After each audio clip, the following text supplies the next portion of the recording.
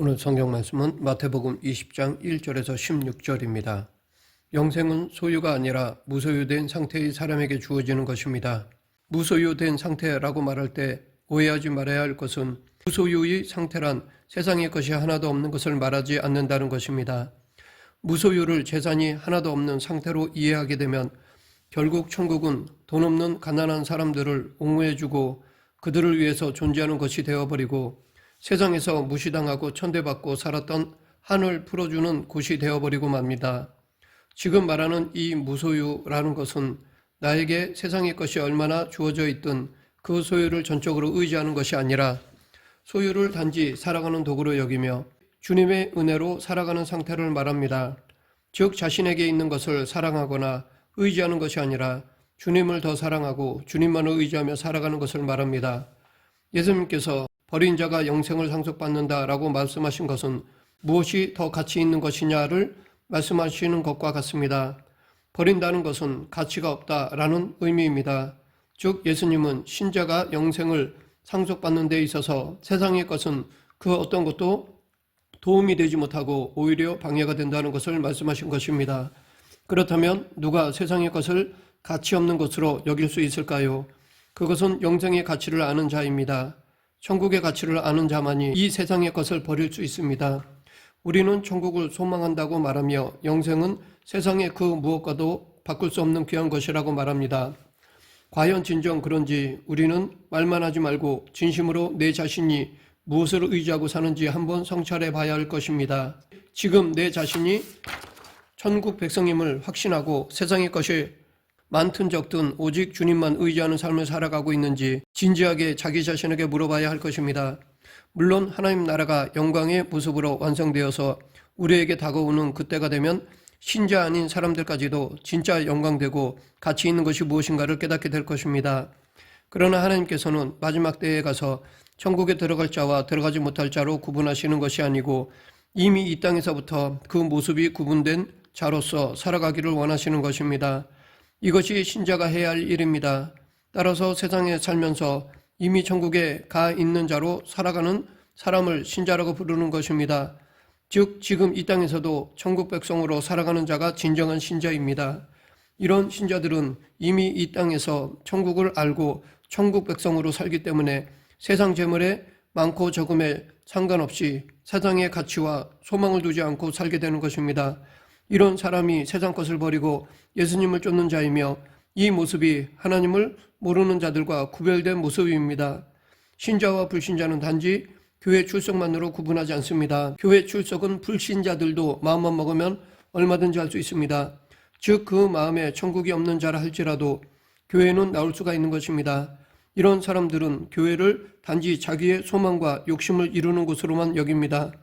세상에 대한 욕심을 버리기 위해서 교회에 출석하는 것이 아니라 오히려 신이라는 존재를 힘입어 자기의 욕심을 더 채우기 위해 출석하는 것입니다. 그러나 신자는 전혀 다릅니다. 신자는 하나님의 은혜로서 천국 백성된 것에 감사하면서 예배를 드리고자 교회에 출석합니다.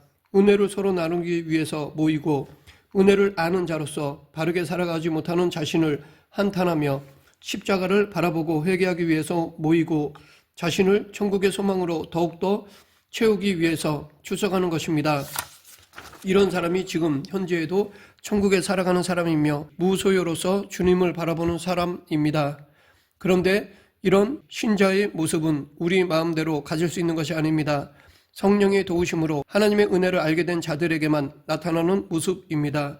그렇기 때문에 신자들은 항상 이런 모습을 사모하면서 하나님께 기도하는 삶이 되어야 할 것입니다. 이 시간 오늘 본문을 통해서 천국은 어떤 법칙과 원리로 살아가는 나라이며 하나님의 은혜가 무엇인가에 대해 알아보겠습니다.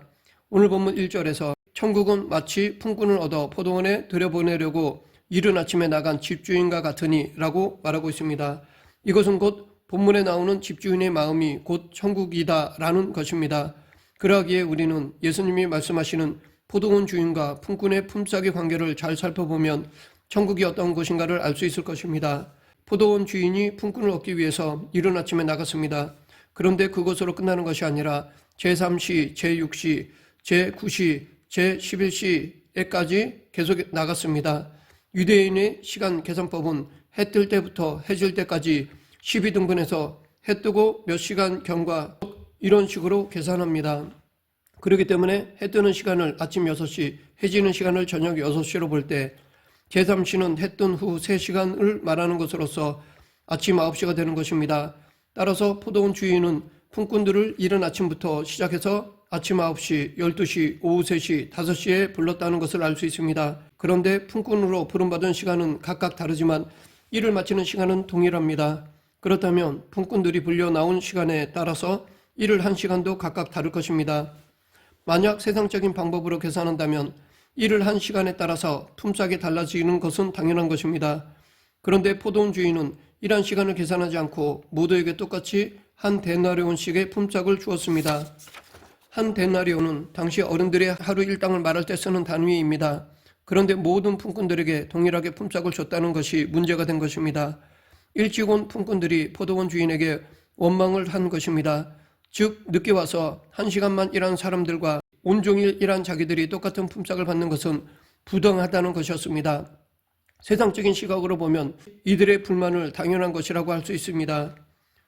그럴 때 포도원 주인은 그들에게 친구여 내가 내게 잘못한 것이 없노라 내가 나와 한 데나리온의 약속을 하지 아니하였느냐라고 하였습니다. 즉 나중에 온 사람들에게 똑같이 주는 것은 주인의 마음이고 어쨌든 너는 약속대로 한 데나리온의 품삯을 받았으니까 불평할 이유가 없다는 것입니다. 나 같으면 어떤 마음이 들겠습니까? 일찍 온 자로서 아무리 약속한 대로 품삯을 받았으니까 할 말이 없다고는 하지만 늦게 와서 1시간만 일한 사람도 똑같이 받은 것을 볼 때 불평이 나고 뭔가 억울한 마음이 드는 것은 당연합니다. 그런데 포도원 주인은 의도적으로 그러한 불평이 드러나도록 하였습니다. 왜냐하면 만약 주인이 품삯을 계산할 때 일찍 온 사람부터 계산하여 돌려보낸 후 늦게 온 자들에게 품삯을 줬다면 이런 문제가 일어나지 않았을 것이기 때문입니다. 그런데 주인은 일부러 늦게 온 자로부터 계산을 함으로써 일찍 온 자들에게 뭔가 기대를 갖게 만든 것이었습니다. 이렇게 일찍 온 자들이 늦게 온 자들이 받은 품삯을 보고 자기들은 더 받을 것으로 기대하였다는 것은 자기들의 공로를 생각하였기 때문입니다. 1시간 일한 저 사람보다는 하루 온종일 일한 자기가 더 공로가 크다고 생각한 것입니다. 내 공로가 더 크니까 더 받아야 한다는 것은 세상에서는 당연한 것입니다. 그런데 천국은 세상과는 반대입니다. 그것을 예수님이 말씀하고 있는 것입니다. 16절 이와 같이 나중된 자로서 먼저 되고 먼저 된 자로서 나중되리라. 이것은 교회에 먼저 출석한 자가 나중되고 늦게 출석한 자가 먼저 된다는 의미로 하신 말씀이 아닙니다. 예수님은 단지 본문을 통해서 천국에서 먼저 된 자가 누구인가를 말씀하고 있을 뿐입니다. 즉 교회를 일찍 출석하든 늦게 출석하든 하나님 앞에서 먼저 된 자는 자기의 공로를 생각하지 않고 은혜를 생각하는 자라는 것입니다. 결국 하나님은 당신의 은혜를 아는 자의 편이지 인간의 공로를 내세우는 자의 편이 아니라는 것을 보여줍니다. 신자가 하나님이나 천국에 대해서 오해한 것이 바로 이것입니다. 하나님도 세상 사람들과 같이 일을 많이 한 자를 칭찬하신다고 착각하는 것입니다. 그래서 천국에서도 일을 많이 한 자가 더 많은 상을 받을 것으로 생각하는 것입니다. 많이 한 자가 많이 받는다 라는 것은 세상적인 방식입니다. 그러나 천국은 세상과는 다릅니다. 세상적인 법칙과 원리가 결코 통용되지 않는 곳입니다. 늦게 온 품꾼은 1시간 일하고서도 하루 품삯을 받았습니다. 자기가 일한 것에 대해서 그 대가가 엄청났습니다. 아마도 이 품꾼은 하루 품삯을 받으리라고는 상상치도 못했을 것입니다. 놀고 있던 자기를 불러준 것만으로도 감사하기 때문에 얼마를 주든 아무 말 없이 그것을 받아들고 갔을 것입니다. 품삯을 많이 받았기 때문에 감사를 알고 은혜를 알게 된 것이 아니라 놀고 있던 자기를 불러준 것에 대한 감사와 은혜를 가지고 일을 했다는 것입니다. 이 사람은 불러주셨다는 그것만으로 은혜를 받았다고 생각하며 일을 했기 때문에 자기가 한 일에 대해서는 다른 칭찬이나 대가를 주장할 필요가 없었던 것입니다. 이것이 은혜를 아는 자의 모습입니다. 이미 나에게 주어진 것으로만 해도 은혜가 넘치고 감사로 충만한데 또 다른 가나 칭찬을 바라거나 욕심낼 필요가 없다는 것입니다. 하나님 나라는 은혜로 채워져 있는 나라입니다. 은혜와 자비로 채워져 있기 때문에 인간의 공로는 전혀 개입할 수 없습니다. 인간이 뭔가 잘해서 들어오거나 상을 받는 나라가 아니라는 것입니다. 어떤 사람은 천국은 은혜로 들어가지만 상은 인간의 공로에 따라서 차등이 있다고 주장하기도 합니다. 하늘에서의 상급이 다르다고 합니다. 이것은 하나님 마음입니다. 반면에 진심으로 내 공로가 아니라 은혜로 천국에 들어왔다는 것을 아는 자는 자기의 공로를 주장하지 않습니다. 만약 은혜로 들어왔다고 하면서 자기의 공로를 주장하고 상을 기대한다면 그것이 바로 본문에 먼저 온 품꾼과 같은 모습입니다. 예수님께서 먼저 온 자와 나중 온 자를 들어서 말씀하시고 싶은 것은 이 세상을 살아갈 때 이미 은혜와 자비를 받은 자로서 살아가라는 것입니다. 이미 이 땅에서 하나님의 은혜와 자비로 내 마음이 채워져 있기 때문에 세상의 다른 것을 기대하지 않는 것입니다. 이것이 세상의 것을 버린 자로서 살아가는 모습이고 이것을 천국이라고 말합니다. 지금 우리는 내 자신을 한번 돌아봐야 할 것입니다. 과연 내 마음이 하나님의 은혜와 자비로 채워져 있는지, 만약 하나님의 은혜와 자비로 채워져 있다면 이 세상의 다른 것들에 대해 기대하지 않게 됩니다. 이미 채워져 있기 때문에 부족함을 느끼지 않는 것입니다. 그러나 채워져 있지 않는 자는 항상 부족을 느끼게 되고 결국 자기가 한 일에 대한 대가를 기대하게 됩니다. 그렇게 되면 날마다 만족이 아니라 불평을 느끼며 살아가게 될 것입니다. 우리는 세상의 것을 완전히 버릴 수 없습니다. 또한 내가 버리겠다고 해서 버려지는 것도 아닙니다. 오히려 버리려고 하면 할수록 더 애착이 가는 것이 세상입니다. 그런데 한번 생각해 보면 이 버린다는 것은 이미 받은 자만이 가능한 것입니다.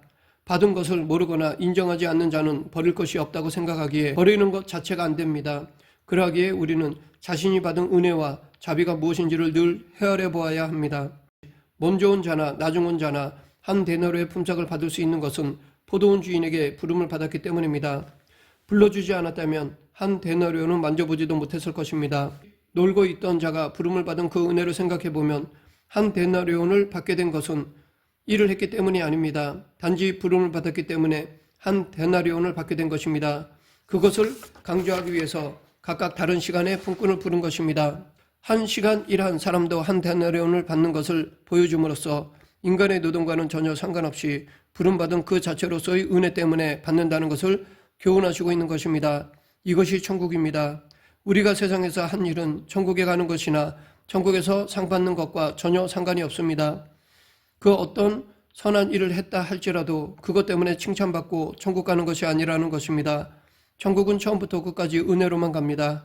이 은혜를 아는 자가 하나님 앞에서 먼저 된 자입니다. 그렇다면 우리는 아무것도 안 하고 가만히 있어도 되는 것일까요? 예, 아무것도 안 하고 가만히 있어도 아무런 지장이 없습니다. 또 사실 인간이 할 일이란 아무것도 없습니다. 모든 일은 하나님이 하십니다. 그러나 그 일을 우리 인간을 통해서 하실 뿐입니다. 우리에게 하나님의 은혜를 담아서 그 은혜가 드러나도록 하시는 것입니다. 그런데 여기서 우리가 분명히 알아야 할 것은 하나님의 일은 교회 일로 국한되는 것이 아니라는 것입니다. 즉 하나님의 은혜를 알고 살아가는 삶 전체가 하나님의 일이라는 것입니다. 하나님의 은혜를 알기 때문에 그 은혜가 나도 모르게 나를 통해서 보여지는 것입니다. 우리의 인생은 단지 육신의 생존만을 위해서 주어지지 않았습니다. 은혜를 아는 자로서 나는 하나님의 은혜로 산다라는 것을 보여주기 위해서 주어진 인생입니다. 생존의 문제는 하나님이 책임지십니다. 어떤 방식으로든 어떤 모습으로든 하나님이 책임지십니다. 생존의 문제는 하나님께 맡기고 오직 하나님의 은혜를 보여주기 위해서 열심히 살아가야 할 것입니다. 이것이 우리가 해야 할 일입니다. 말씀을 맺겠습니다. 신자는 땅의 것 때문에 사는 존재가 아닙니다. 이미 받은 것이 있기 때문에 세상의 다른 것은 필요치 않다는 것을 보여주는 삶이 되어야 합니다. 그러기 위해서는 하나님이 주신 것으로 만족하면서 최선을 다하며 살아가는 것입니다. 품삯에 관심을 두고 사는 것이 아니라 나를 불러주신 은혜에 감사하면서 맡겨주신 일에 최선을 다하고 충성하면서 예수님만을 보여주는 신자가 되어야 합니다. 이것이 세상에서 천국을 맛보며 살아가는 삶이며 승리하는 인생을 살아가는 길입니다. 우리 모두 베풀어 주신 은혜에 감사하는 삶을 살아가는 성도가 되길 간절히 축원합니다. 기도하겠습니다. 사랑과 은혜가 풍성하신 하나님 아버지, 죽을 수밖에 없는 저희를 당신의 자녀로 불러주시고 천국을 허락해 주심을 감사합니다. 늘 이 은혜를 기억하며 살아가는 그리스도인이 되게 하여 주시옵소서. 예수님 이름으로 기도드립니다. 아멘.